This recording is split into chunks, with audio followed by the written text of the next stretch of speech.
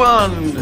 This past January I was flying back to Los Angeles and the weather was really clear, visibility was awesome, and I had my infrared camera with me and I was able to see the snow-capped Colorado mountains in really crisp detail like never before. And I'll show you that. The previous video clip was just a teaser. We're gonna zoom in, but before we do that, here's a graphic, and I put the horizon circles on there so we can see how far we should see if the Earth is a globe. And you'll see that we're going to be able to see the mountains way out there. Now, before I show you these clips, let's review the first aerial video that I took with a different camera. This time I had my 4K camera with me, but the first aerial infrared video, I'm gonna try to denoise that and see how it how it performs. So we'll compare the two. Now the flight paths were not quite the same. One was slightly to the north of the other one, and in January there was a lot of snow in the mountains, so that helps quite a bit. So let's dive right in.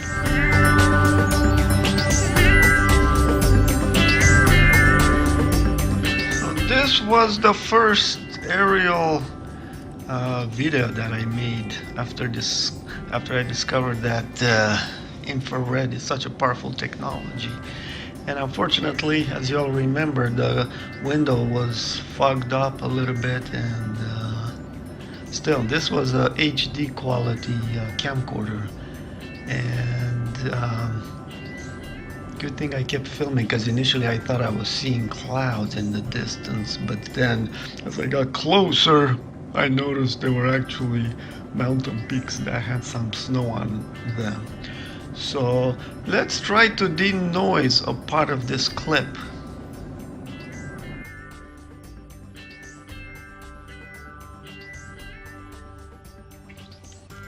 So I've demonstrated this denoising tool before. Incredible results. Look at that. This interpolates across a few frames and I can control that, but the results are pretty impressive. However, there's no substitute for high resolution, so we'll see how these mountains look in 4K on a pretty clear day. Now let's take a look at the first clip, denoised. So here we go, and it looks a lot more interesting. Actually, this is the raw, and then we'll show the denoised clip in a second. So yeah, look at all the graininess. There's the mountains. See those? Wow. So late March, some of the snow had melted. The visibility was sort of okay. But yeah, that's what really got me excited. Look at that. Wow. Now here's what it looks like denoised. It's cleaned up quite a bit. Wow, look at that. Whoa.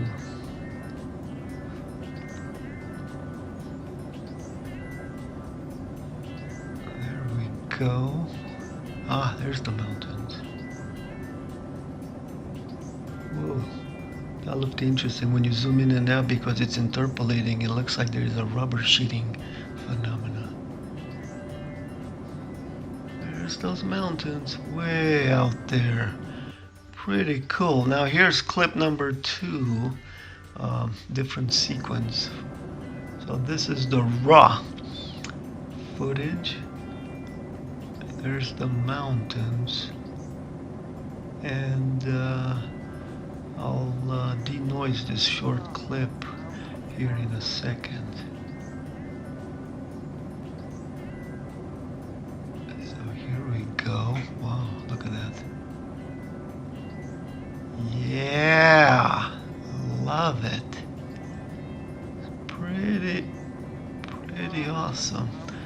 So here we're zooming from somewhere south of Phoenix. Now here's clip number 3. And now we're a little bit closer. Maybe we've crossed into New Mexico. Look at that. Ooh, it's kind of jumping around. I don't know what happened. But look at that. Now, here's the Colorado Rocky Mountains, filmed on January. So we've seen the flight path already, a little bit higher than the previous one, but the results are incredible. Let's have a look.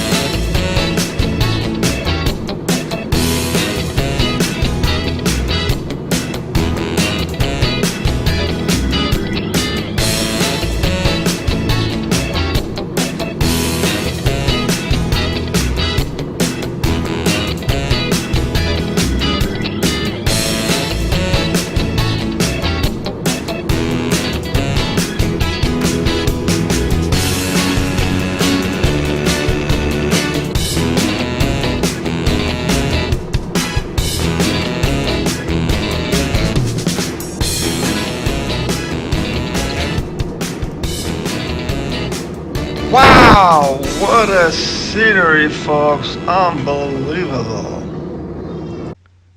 Now let's apply noise reduction to this video clip and see how it comes out. Here we go. Look how clear it is. So this is slightly closer to the mountains. Look at that. Unbelievable. Look at the detail. Man. It was a little bit frustrating because I had to turn my body and kind of film at an angle through the window looking back, and those dark squares on there, I identify what those were. They are water ponds next to Snowflake, Arizona, and we're looking down at about 5 degrees, so we're about 50 miles away given our altitude. So we're approaching Phoenix and looking out over the Navajo Nation. Falls, Colorado. So yeah, look at the mountains. It was a really clear day, better camera. Didn't have that haze that I encountered last time. And it helps to have the snow on top of the mountains because it reflects the near infrared. So we're filming in near infrared, 940 or 950 nanometer infrared filter. But yeah, look at that. Wow. Just incredible. A world of difference from my first aerial infrared clip. Just incredible, folks. Just incredible.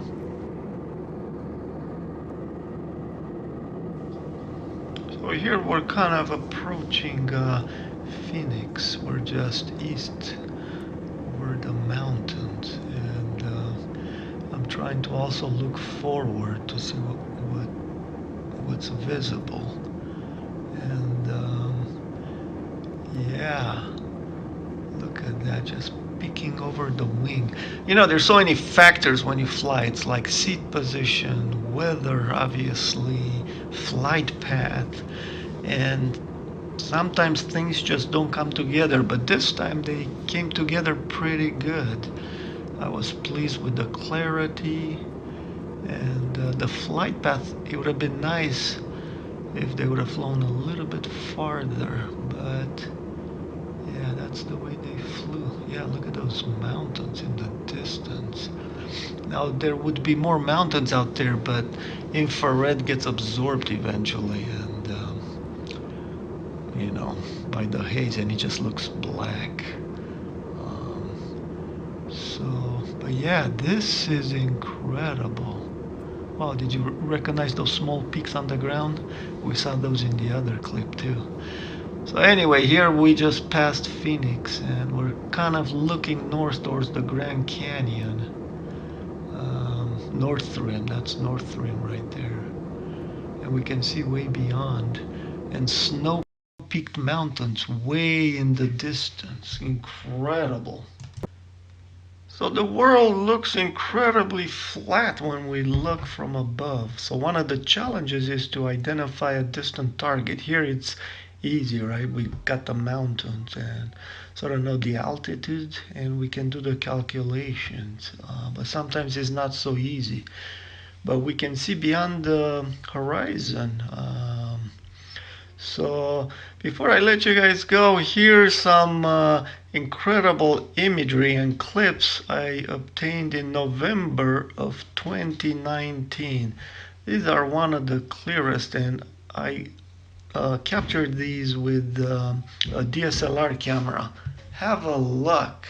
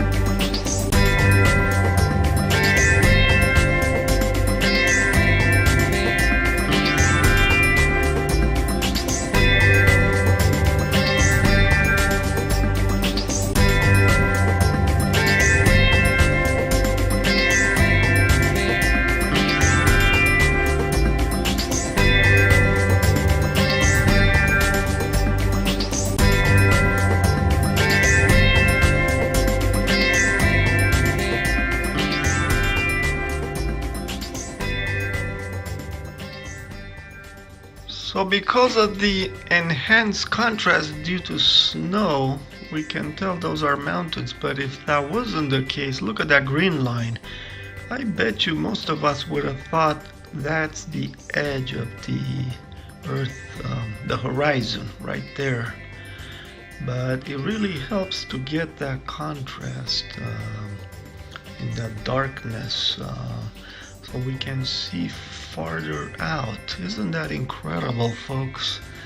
Yeah, this is amazing. Now, from all my studies from the air, I've gotten into 3D analysis, so I can separate the mountain peaks and figure out what's behind, and also use parallax and photogrammetry. And from all my studies, I've come to the conclusion that this is what the surface appears to look like. Yeah, so in that inset, we see the observed surface in black, right? It kind of goes out way in the distance and then appears to roll off at the end. And I believe that's due to refraction at low grazing angles. But look at the theoretical. It should constantly curve away. But that's not what we observe. And we observe that in NASA imagery. We observe that in a lot of high altitude missions. And the higher we go, the more strange it appears, because we're seeing farther and farther. So one model overtakes the other one rapidly. But the flat Earth model has this phenomena at the edge. It does roll off quickly. And so it's a very strange reality. And science just creates models to explain this. And their explanation is that light curves from the surface towards the aircraft as it goes to higher elevations, where it travels faster, which makes sense, except that's not really what's happening. There's a bunch of anomalous things out there.